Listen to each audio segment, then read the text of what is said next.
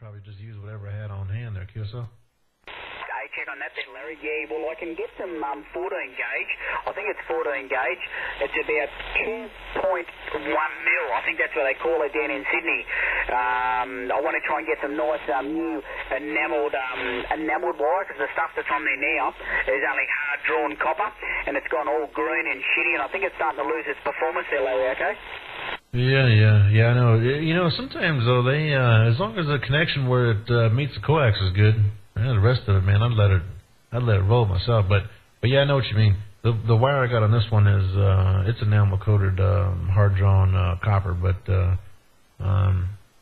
and that stuff's working with it all works about the same. But if you were trying to figure an antenna for figure the element length for different frequencies and things like that, it's a little bit easier to figure out with that enamel-coated wire, because it acts just like a bare wire does. But you got to add a little bit for the loss of the jacket on it if you were, if you were changing frequencies or something like that. But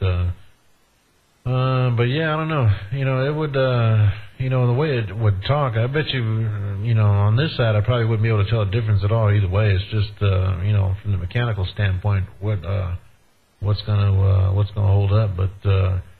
Yeah, some 14 will work. That's what I got on this one here is 14, but either way, 14, 12. I mean, I know people that put 8 on them. I know people that use 8 gauge for the reflector and the drive, and then they drop it down to 10 for all the rest of them. QSL.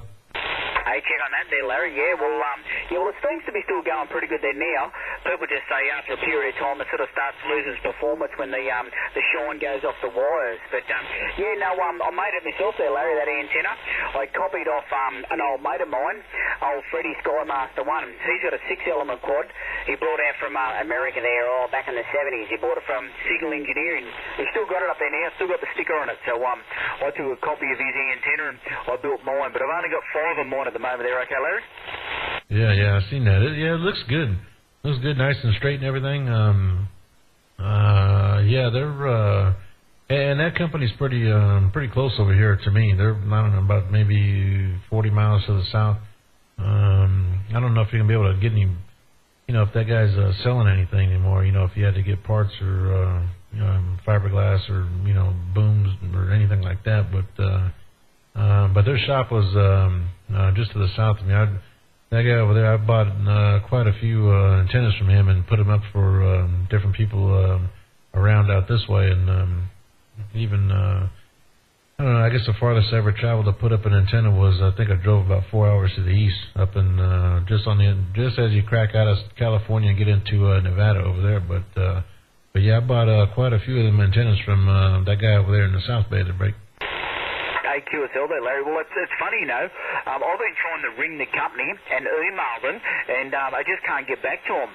Someone said the company's gone broke, because I was going to try and get replacement wires, because they used to sell replacement wires for their antennas, but you just can't ring them. I ring them, and it goes to the answer machine, and they say, we'll get back to you, and they've never have done. And even when I email them, there's no email reply, QSL. Yeah. They're I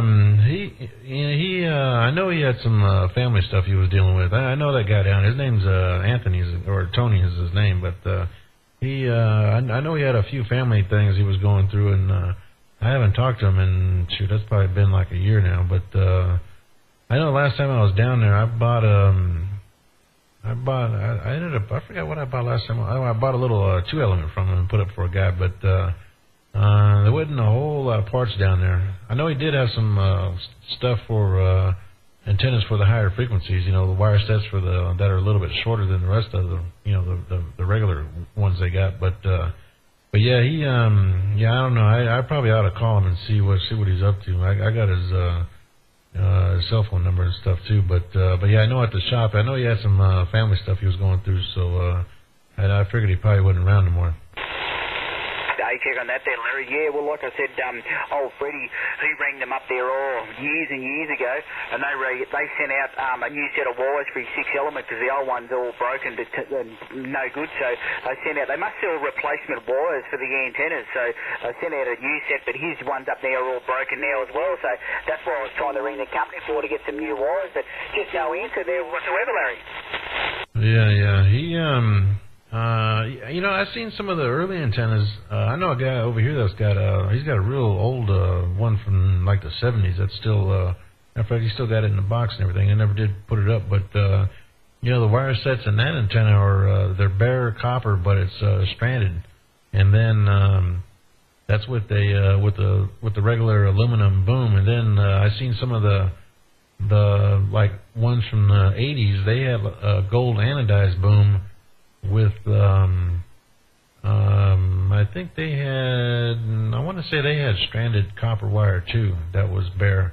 And then most of the ones, all the recent ones, they've been aluminum booms with enamel coated wire. But yeah, I know he did have some sets for the higher frequencies, for like 27,500 or 600. But yeah, I don't know. I think I probably bought up all the last bit of little stuff he had, and like I said, that's been probably at least a year ago at QSL.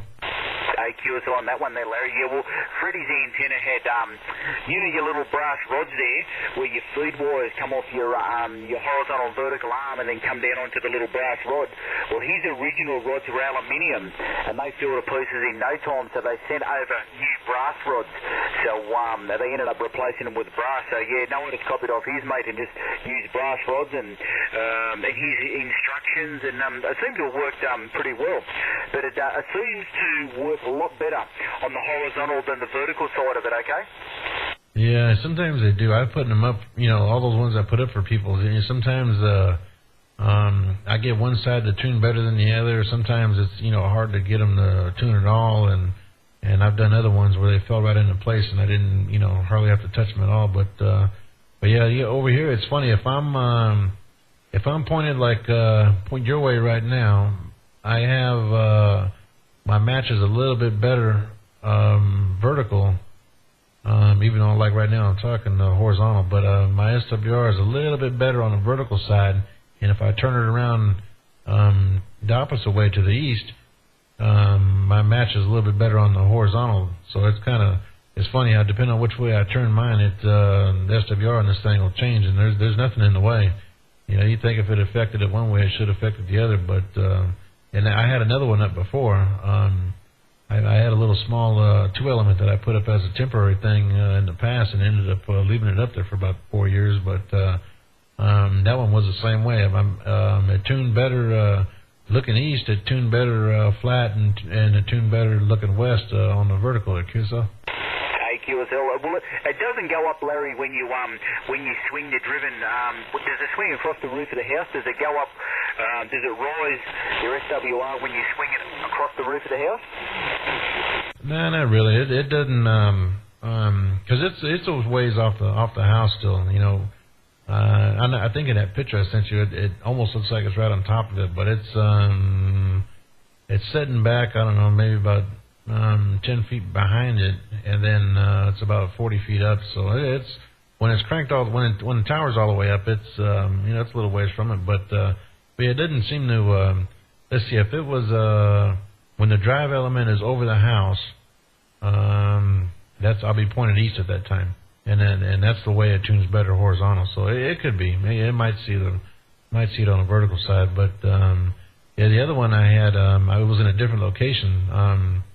Off, like looking at that picture, it would have been off on the left side of it, but and that one was a little bit. Actually, it was probably half as high off the ground. That one was only about maybe 25 feet off the ground, and like I said, it was the same thing. And over there where that one was at, there was nothing around it over there. It was kind of all by itself, but that one was the same way. Looking east, it was better horizontal, and west was better vertical.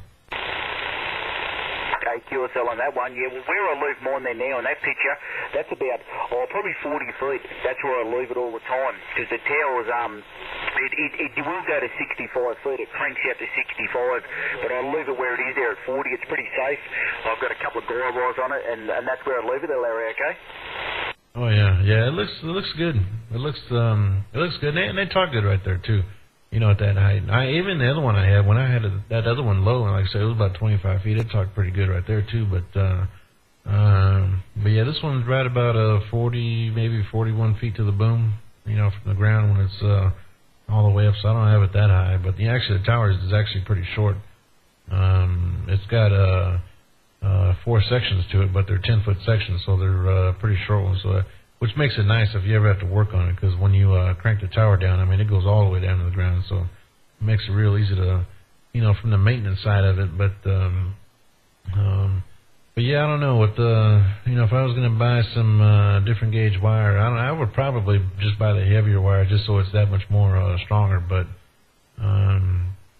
as for how it would talk, you know, I don't think it probably would make no difference. But if you did put a larger diameter wire on there, you would have to, you know, to make the elements exactly how they were before, you probably would have to shorten it just a hair. I probably have to sit there and work it out on paper to see what the difference would be, and it's hardly nothing. But if you do up the diameter of the element, it will electrically it will end up being just a hair bit shorter there, QSL.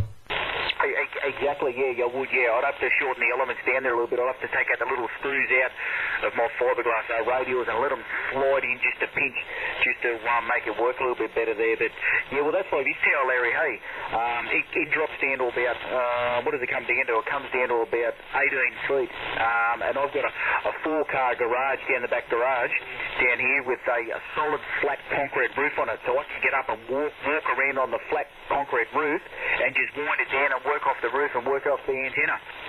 Oh yeah, that makes it nice like that. I put up one for a friend of mine, not too far from here, and his was like that. The roof on the house was flat, and his would come down to about, you know, if I dropped the mast inside the tower, it was like it was probably about that 22, 23 feet, but nice flat roof. And then I got an A-frame ladder over here that's like. What I forgot, that thing's like 16 feet maybe, or 18 feet. It's a pretty big, pretty heavy ladder, but propped that up on top of the roof, and man, it was, yeah, I mean, it makes it real easy like that. And that with that big ladder like that, I can, you know, put that thing on the ground, and that's actually the reason why I bought it, for when I work on mine. I can drop mine on the ground, and I mean, I can get the entire antenna, even the tip top of the spreaders or QSL. On that one, yeah. Well, I tell you what, mate, it looks fantastic, because I was talking to Easy. Easy was up here last weekend on holidays where I live. Easy lives 2 hours south of me, but he come up here for the weekend, and he showed me your pictures and the recording there on your page there. And I said, oh, God, I'll email Larry and see what size wires are on his antenna, because I'm about to replace mine, you see. So that's how I got the photos and the email address there, Larry, okay? Oh, yeah, that's what I figured. I figured that's who you got him from, and that's cool. Yeah, I got a whole bunch of recordings of him, and that antenna he's working with over there works pretty doggone good coming over here. I mean, like on you, I got you probably about an S9 over here right now, but I know when he's out there, and you know, like it's let's see, what time is it? It's like 10, almost 10:30 in the evening here right now. Usually this time of day, you know, the conditions will start to fall out a little bit. Maybe down there it'll start dropping off a little, but even like this time or later, you know, I'll look at my radio over here, and I got everybody in there, maybe S1, S2, you know, barely can hear him in the static, and he's still in there like 8 or 9 pounds of my radio. But yeah, his seems to work pretty good too, coming this way. So. And I know it's not that old. It's probably, maybe a couple months old, but that's what I was telling him. That was a big improvement coming this way. But then too, you know, it's hard to beat the quad, because like I said, I got you about S9 over here right now. QSL, So you're the same, mate. Exactly. It's a bit more than that, actually. A little bit more there, Larry. But your old Easy's antenna, it's a cracker, isn't it? It's about, I think he said it's about 50-odd feet long and about 65, 70-odd feet in the air. So, he's got a great location down there where he is. He's sort of elevated a bit, and the 360 degrees, it just drops away from him all the land. So it's fantastic, mate. The Aussie's gone home from work, Larry. Harry Hawkins, as I was listening to mobile news were coming in there, so Harry Hawkins. Put the radio on, and I'm supposed to be cutting forward, Larry. So I haven't really got to that yet. Oh yeah. It would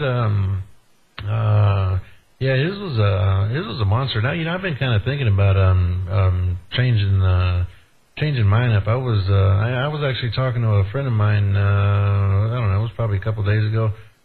He was telling me he knew somebody that was looking to put up a base station. Was looking for an antenna.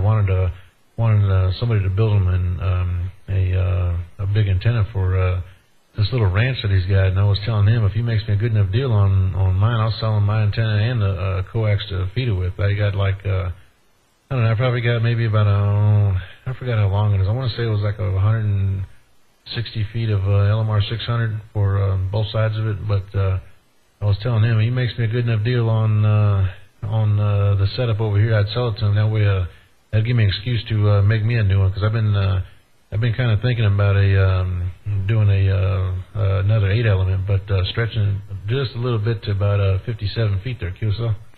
Hey, QSL, Larry, I'll tell you what, she'll be a big antenna then, eh? But actually, you just reminded me of something I noticed on your photograph, Larry. You've got your coax up there. You've got two RF chokes up underneath there. You loop your coax up there for a bit of a choke up there. Does that make it go better? Because I haven't even put one on mine.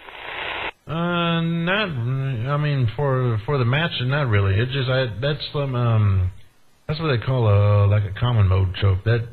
The idea behind that is to you get the impedance up high enough on the braid of the coax, so just in case if you got any RF running on the outside of it, it should stop it and keep it up there before it runs back down the whole line, and just as a precaution to eliminate any kind of bleed over or something, with the neighbors or anything. But I usually do that on pretty much all the antennas I do, whether it's a quad or a flat side or mobile installation or anything like that. Even on my truck, I got the same thing. I got a piece of 600 on there, and I got it looped up. And the way you figure that is you got to use a quarter wave length of coax in there and do about 6 or 7 turns on it. So it ends up being about maybe 3.5, 4 inches round on the inside diameter. But yeah, that was just to kind of eliminate any RF on the outside of the coax or QSL. Hey, QSL on that. Yeah, well, mine's pretty good here at the moment, but when I pull it down and change the wires, I might do that. My old Yagis, I used to have that sort of setup on it anyway, but never mind. But right, mate, listen, I'll get a boot off there and go and get this firewood cut before it gets too late this afternoon. And we've lit the fire in the last week there, Larry. It's been starting to get cold coming up the winter, so I've got to cut bloody firewood, eh? Oh yeah, and it's kind of funny because how you said it's cooling off over there, it's starting to heat up over here. So it's we've been. I think at work I've been. It's probably so far this week. I don't think I've turned the heater on one time over there, and usually I got that thing cranking about all day long.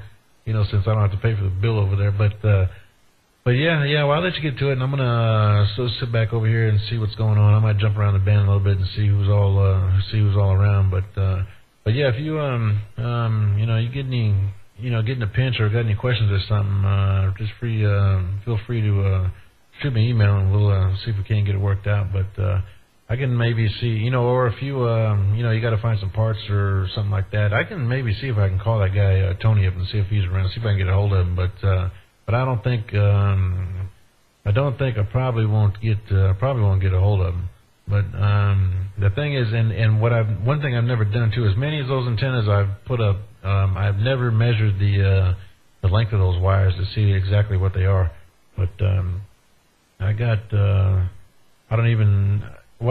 take that back. I do know one guy who's got I know 2 guys that have those antennas that haven't put them up yet, and they're probably in the process of it real soon. So if we really had to, I can go by there and measure the elements up on the factory set of wires just to see what it is, and then he can make them up himself. There's QSL. QSL, yeah. Well, I got the lengths there, Larry. I got the lengths all right. It's just trying to get the wire. But I'm on to a bloke tonight. I got to email him about the wire, so I'll have to do that after dinner anyway, there, Larry. So, but never mind, mate. Appreciate the email back and tell him what you got over there. So I'll go and cut this firewood, mate, and hopefully tomorrow night we may have conditions in again when I get home from work. Yeah. Yeah, maybe. We'll see. Yeah, I'll be around. Maybe if I can. I know another place too that's got that hard drawn wire. Maybe if I can. I think I got a little email from them.